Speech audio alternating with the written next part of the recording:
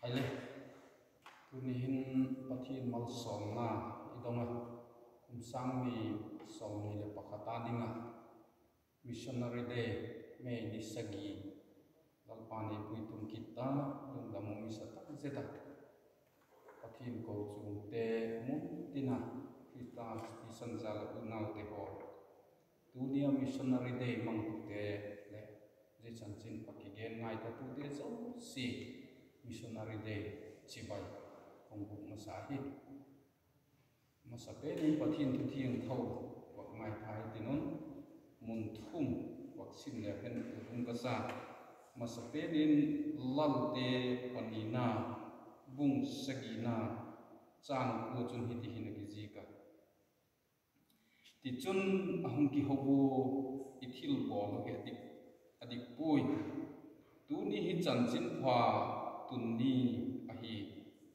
thip beka jingka hobakinga kuchun mo changning hiu jiji ka chun chi hitiwin leng pain mi te wahil hiti akitiwa Esther le khabu bung li na chang som le thum le som le li asim jom tiu Esther kinga again son dingin zikul hin again tai zudami zo sim manthai zonunga leng pa ina nang su chadik dingin kiging chakin zetawang huna hi lathip hi hi chun zudami tia dingin panpina de dona khoilam hem khata kipatin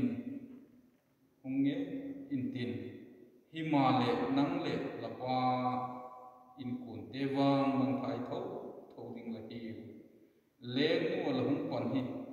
zikul huna ding ji hi himolo ding ei ve thung thak lama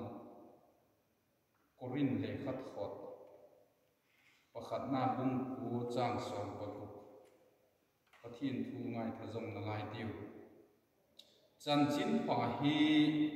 gen ma leng jesu ka kisak thei pi ding hi ui bol ma mo kachungin aking atangala chanchin pa ka gen lo chun kachung agi hi lalpan athu thiang tho isim la te chat chi to ding thakin malai som pi hen la ale tu ni hin pathin in hun tak ap missionary day covid jikin bikin ki khopna atam zon nei he kitapu himale jita bang hun poimo takahin khanglai zubili ko chung khanglai loi pate ho lem ut thim na jikin chanchin pha gen na hun le ngai phang na hun sim pi kini umu mang pha chum dingi ngai tha tu te zo si iba ki chiel ka ki dei pathin thui sim lat naw hin chanchin pha hung tun na ni me ni sagi igam government in le ei pompi tang missionary day hin I thu pi ding a kong tel chu chanchin pha toi chi zelin gam thim dama sal tang te pui dingin ti hi tu ni I thu pi ding a kong tel chu hi pathin pan pi na don pau chok na to cha bang nei ma sai ti hallelujah lalpa ka king kim velu thi na ten tha za ka in sung nge te holem ho ta in covid ji ka kalung zin na te le ka bui na te ho zo si ki kang kala la chanchin pha pun za ka di hun lei pi tu ni me tarik sagi sang ni le som ni le pakhata missionary day chan lei pui tung ji kin la king ki pa thu ka gen hi tu ni ala thu asim la tu le ka ho lim na ding hinangin la thagau thiang thowinei polin la lamal som na to ka hunoi mat pi nge din lakhu ta ki bop sakin lapan pi na ngai na ma in kalal pa doi to jesu christ min kan yu hi amen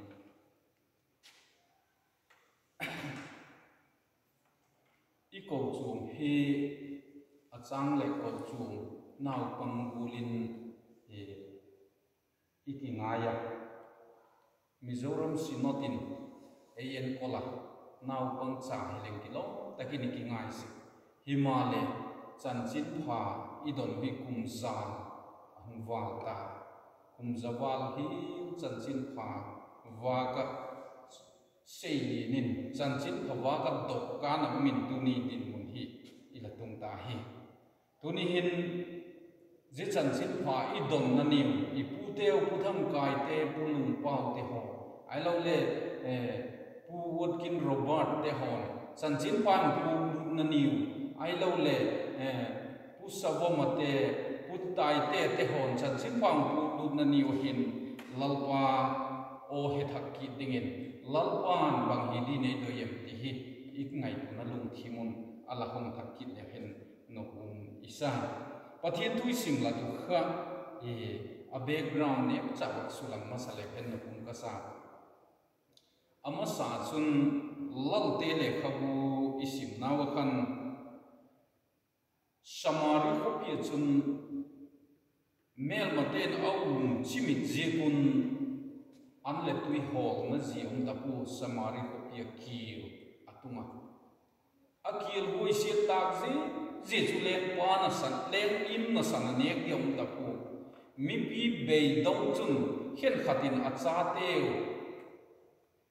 huna acha teu sa ala ne hi hil ta te le umu Bible ye dai chun jehum lang taka thil man tam tak ji chu wa khu ek tang khat chu che nga hi ti wa khu ek chu ne the hi lam lei he pu wa khu ek tang khat chu che nga hi zeban chun sabil tung lu hom ki ho khale man tam takin hala chaw chuti khopa chun be dongin nek le cha ka be donga thiji dinga mi pi zo se be donga on layu chun a khoki moin phak mi pali amu phak pali te chong tho lim ta hi ti hi u mo le thi tho tho di ki pan hi thinu mel ma te ki kul na hin tai lu le hen ei la hing hoi oi le awang pha ei la tha oi le thi tho tho di chu bang kho kan atiwa ki panu mel ma te ki kul na lak chu tai lu ta ti chun pathianin je pha pali te chu namatin mel ma te chun je pha pali chi thom chu wan sepai ha tak sakol kang tarai to thom gingei takin het sakati chun lau le dingin ala tai man kam ta ti chun akemu akikul na lakul chun nek le don dikining ding takin wasi da poi alu tu don thei chi te cho don nek thei chi te ne walim ma lai ta ko chun a hong ki ngai tu oi le aloi pa ka chong khang lo ta en ti mu i thil bol i dik ta lo wi khopi sunga i ui nau te ho thi dinga ka ti ko gil gil dam sa ko ma e you know ta ka je hin ne le do ni ta hi i hil ta wi wa thien chung le i u nau te chung thi li hil hi ta je chun ki pan hi din khopi sung la mai che ding oi je ta ga i khowak chan i moi le pa thi ni chu lung nan din thi li hil mi gilo su ding hi wi a ki ti wa ti chun je chan chin pha lo ki ta ka don chu hil ding in khopi sung lam alu to hi ti moi jeum je chu ama mai na ne pha al moi to ko midang gil gil ta samte doi sak na ne yu midang hak sak na thu te ho khan le ne ve le ti doi sak na ane yu hi ti chu ji pathin izil dok the hi apani na chun Esther le khabu isim naw khan Israel mi pi te ho chu Haman lem bud na le lem pa hasui suai nam na le kha nge chu Israel mi zo se tha chi mi ding in order asuka leng thu pia ka he jehun lai leng thu pia khau ji chu leng thu pia chu bang ti zong na le hu sebi su e nam tak chu phel kit thei lo ki ai zikin Esther chu lal ina chu apa Mordecai thu ang thota athu cha chu tu isim atu kha hi tu ni hin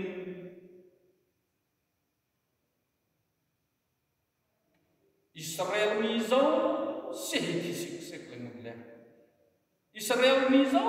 se hi sik sek nang mai cha khalal ina nuam taka hing mat dingin giging chakin Israel mi te mo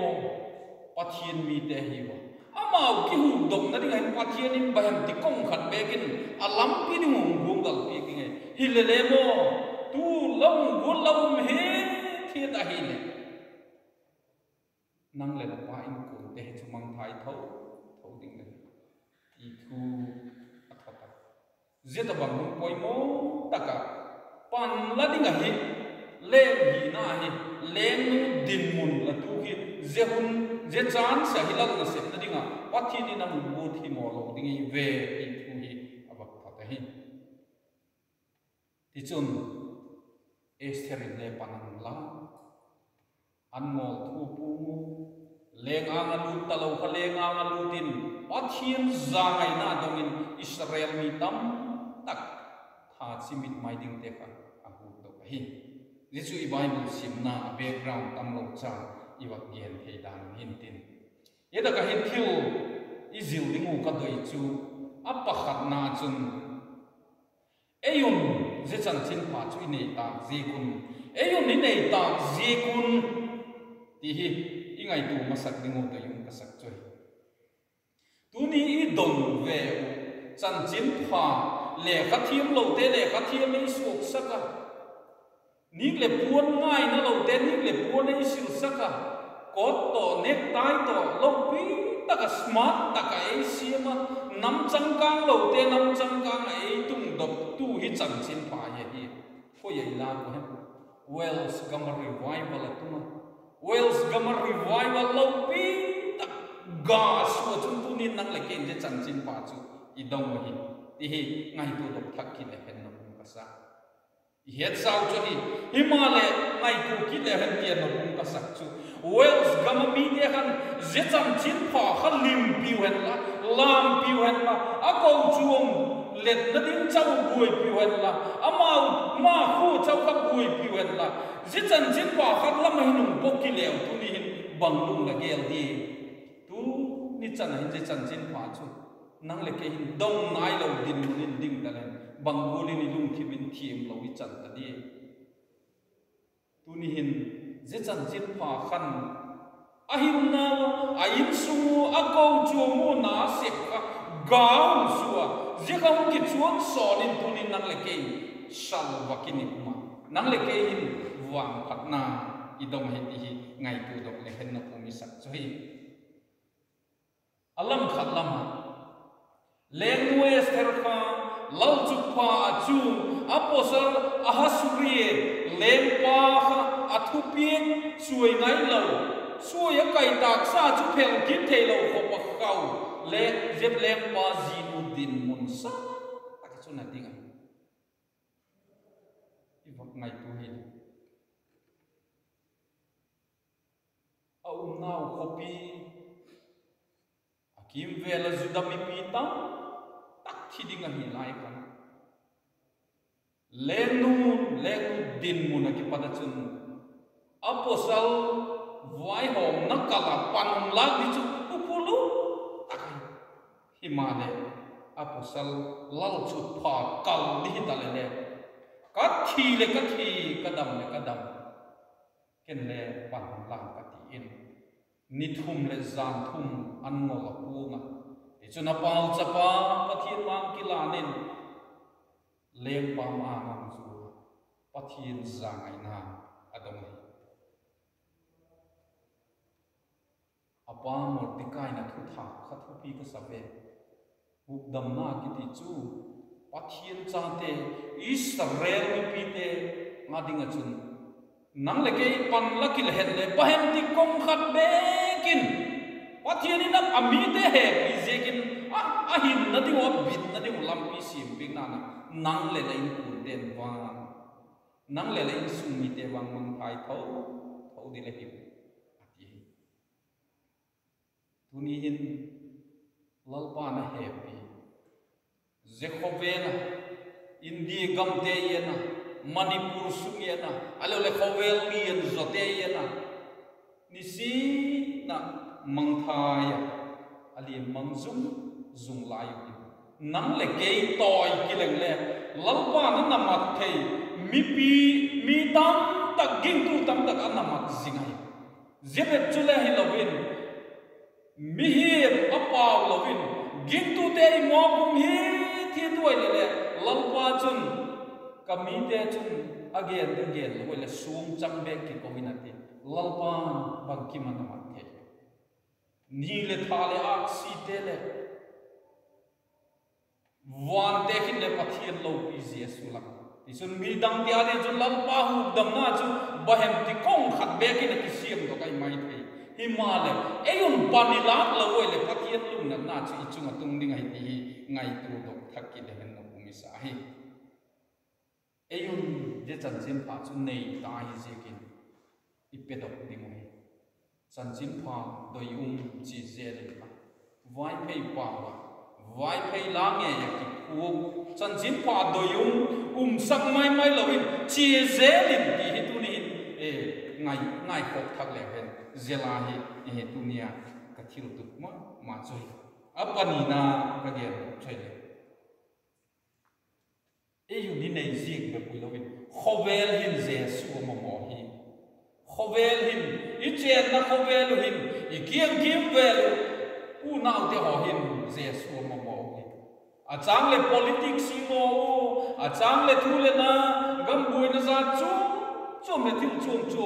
ngo di khopit itam sakui himale khovel na mo hi je sui ti tunin pathian mi ten ngai tu dok thakki le hen nopum ka sama ma samari kiel khacho hui se de ve a cha teo sala ne hi zir lew tuni hin I chen na khovel hi a siat tak dan su I kieng na ya I u I nau te chisan khop sak na nei talawa anek sik ne nga pa amau thile le ke ka hin po le ti te ho hi samari kiel la ka kha pang hi ta di oti mai thei ko I gam hin siat na hin e tun ta hi Susan Kopia Esther Bunlai Susan Kopia Sudate Beidon di dan ka ngai tu Leng or darhun su dokta Ayu bon DC in curfew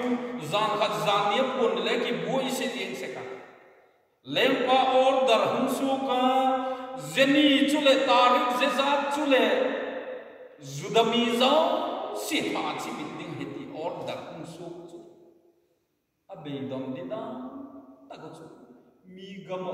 pan pi tu beingo sa hinalai Beidon hunla ta go chun lalpa ako hi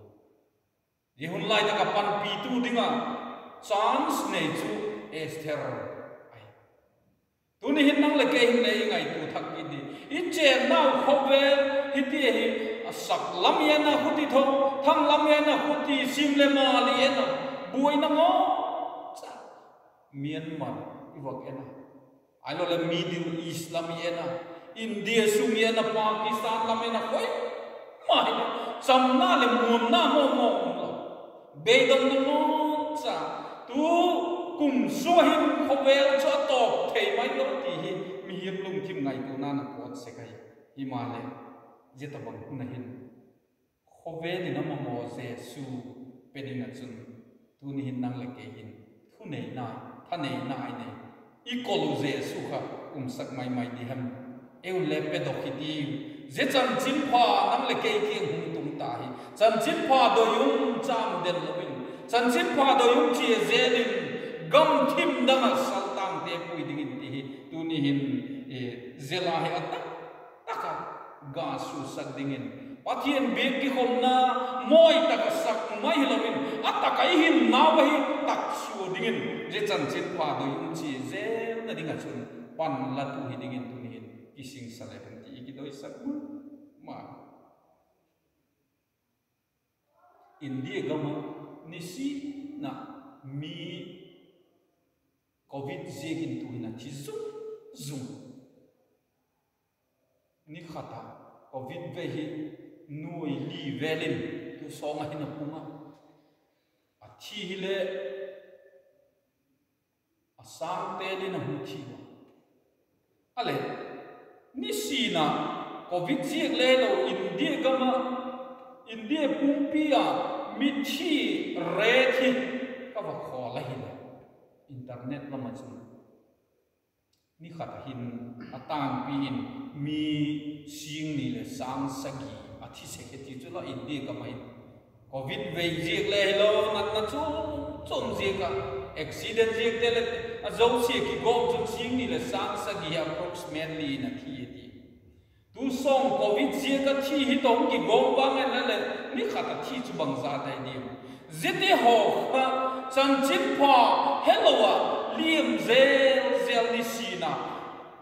sing ni le sang sagi zel chu India ka god mun zon din bak ngai tu ti bang ti tu ka nang le ke chung hi hong gik de o dani tak le pathian cho hoi na la sa zeta ka I begin no taka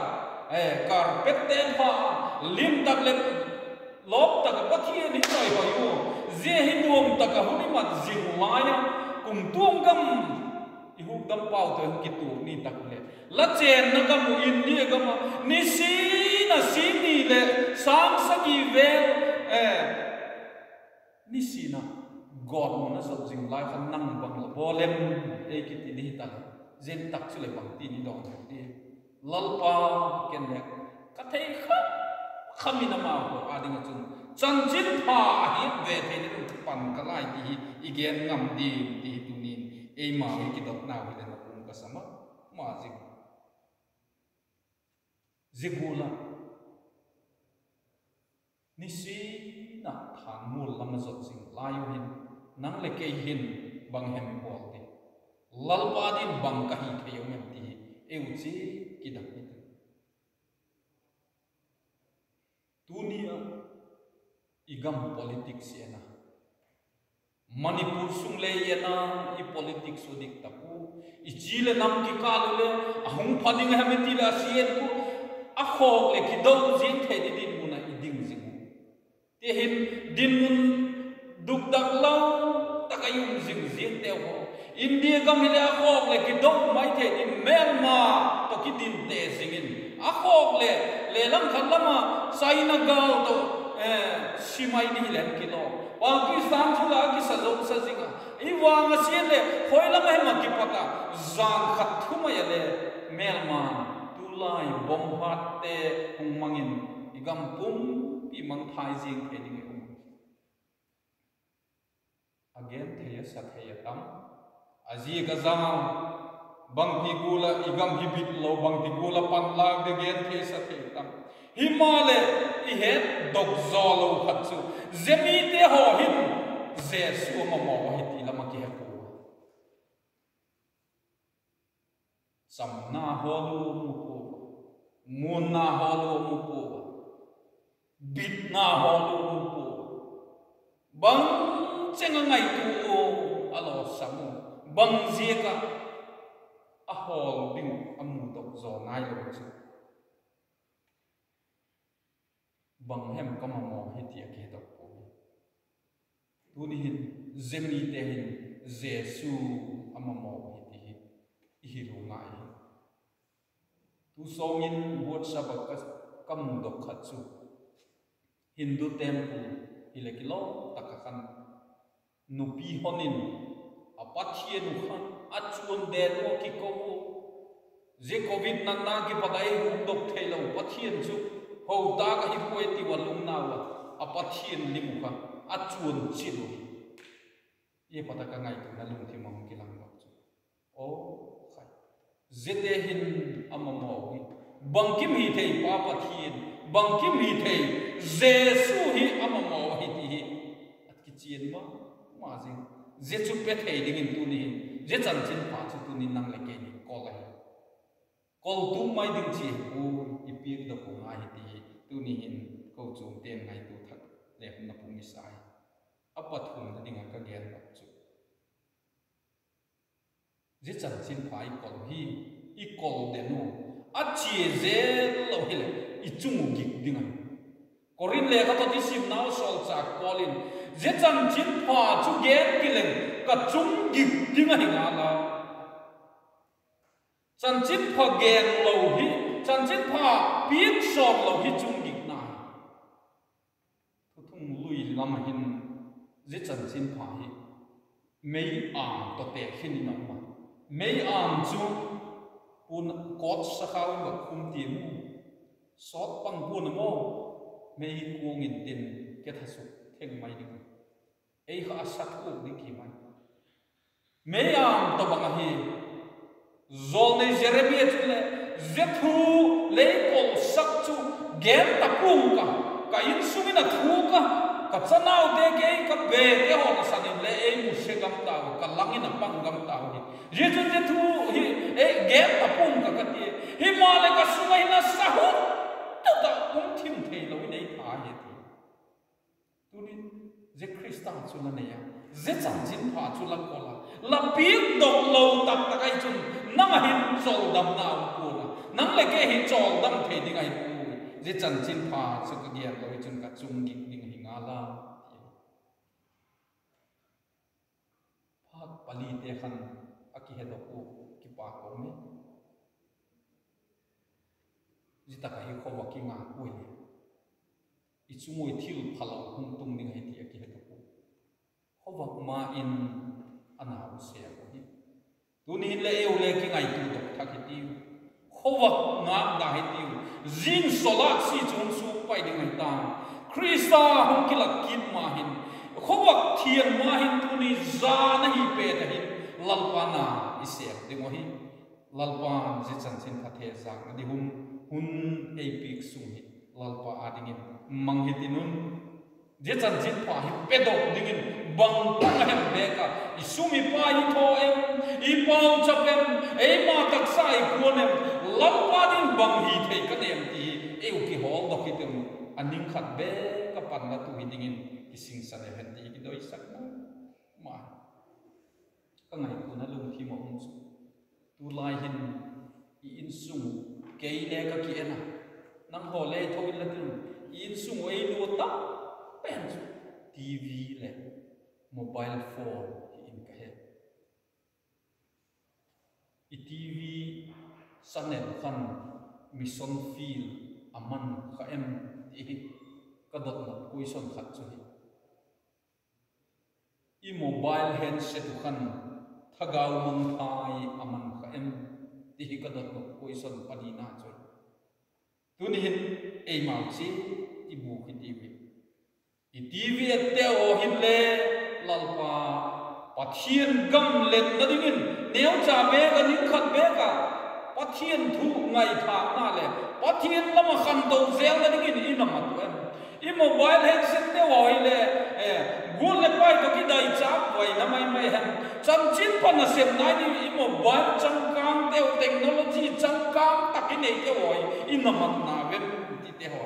Krista adingin pachu minimum em san chin pa do yu mi dam te na dom zel na ni mu mat cha ki nim imang kha em ti tunin ei ma ki bu thak le hen no ka sak ma wa chu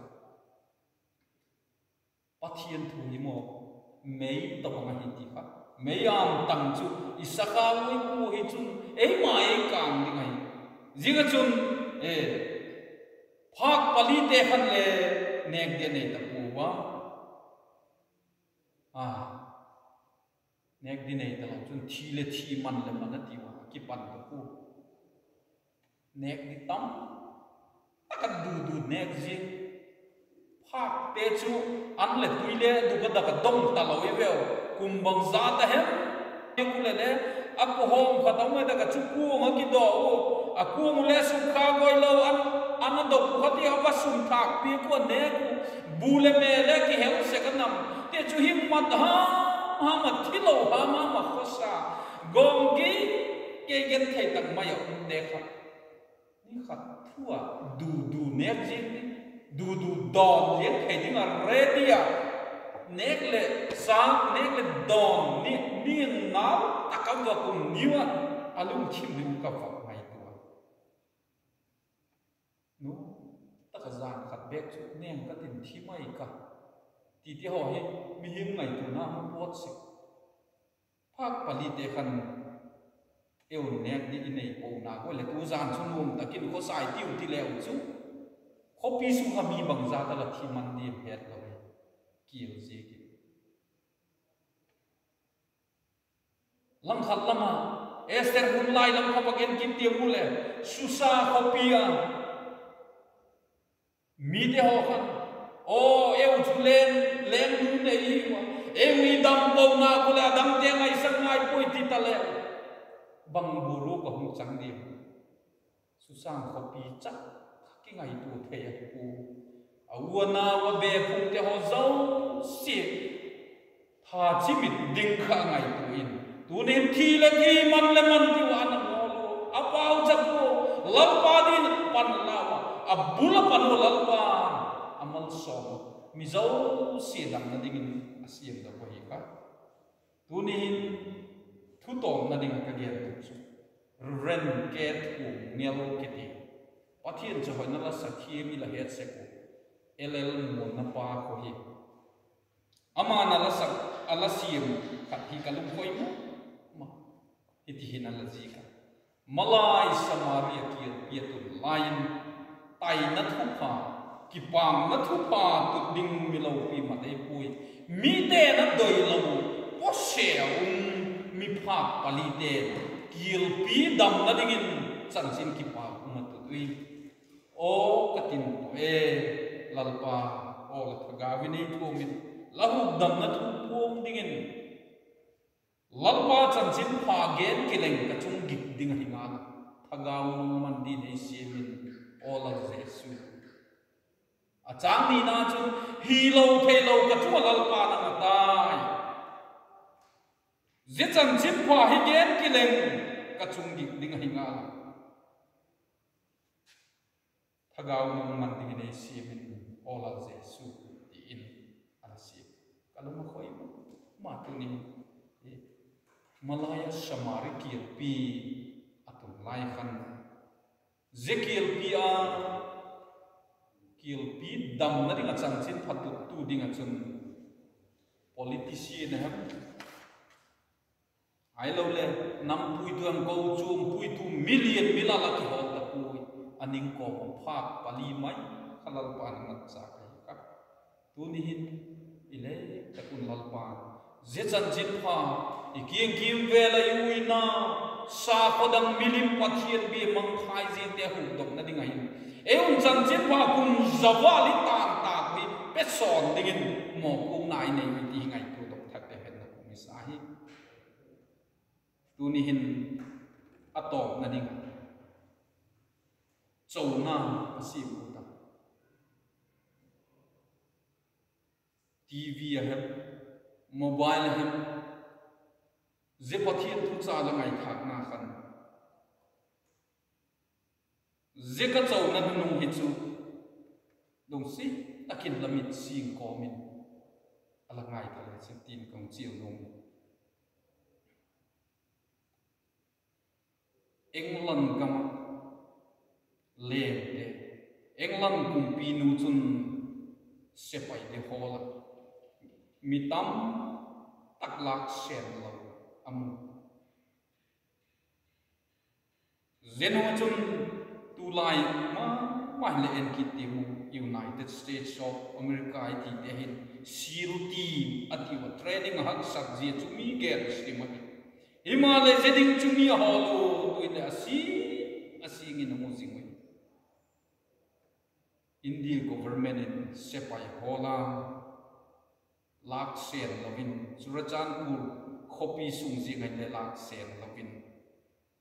ammi magkasak dang khat sungo Myanmar kamahin tulahin National Unity Government of Myanmar kiti ading doku government sepai ti te ho khato ki do dingin sepai dinga holu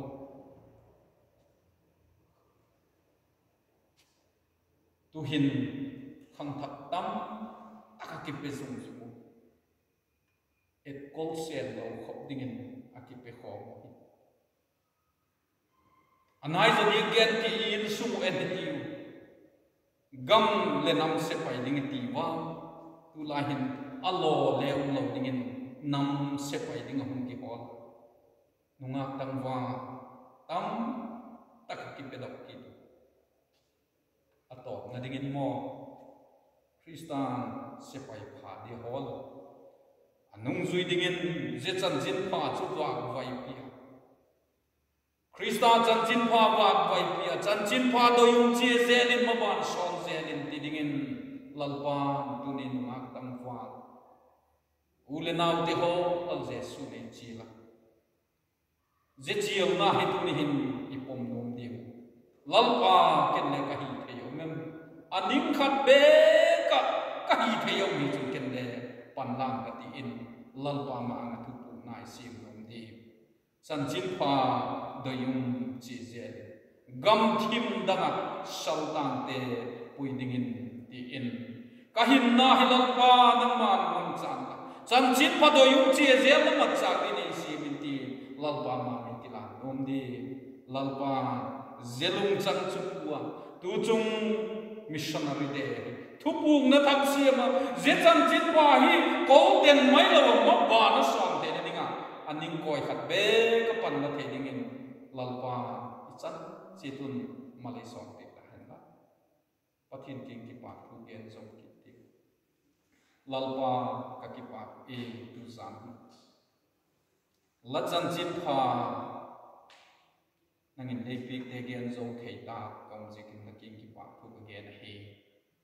tuni a kum zawal veng veng kalakol ta ku chan chin pha hi pedok thei dingin midang nei lo te ki ko peson thei dingin lathu nangin ung su hing thak ki den la ka thin lo moin thu lathu hi chi goli nang thu thak ki ta la lo pi na mat cha ka ya la ko chuam te hin kal ka suam da ki thei na ding la thagau thing ko pol na le ki thu pi na ka huk dam ba doi ta ko jesu christ min kan